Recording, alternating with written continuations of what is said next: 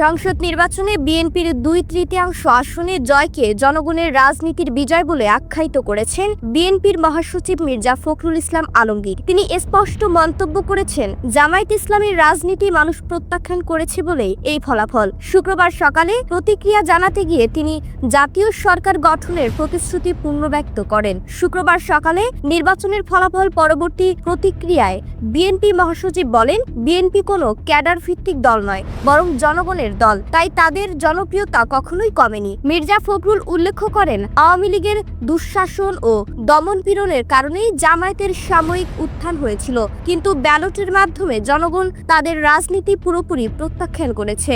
2/3 আসনে ধানের শীষের বিজয় প্রমাণ করে মানুষ বিএনপির ওপরই আস্থা রেখেছে।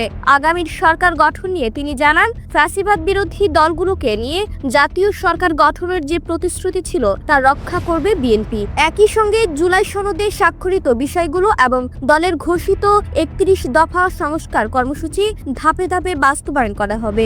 রংপুরের উন্নয়ন ও উত্তরাঞ্চলের রাজনীতি নিয়ে আশাবাদ ব্যক্ত করার পাশাপাশি এবারের নির্বাচন অত্যন্ত সুষ্ঠু ও শান্তিপূর্ণ পরিবেশে অনুষ্ঠিত হয়েছে বলে সন্তোষ প্রকাশ করেন বিএনপির মহাসচিব।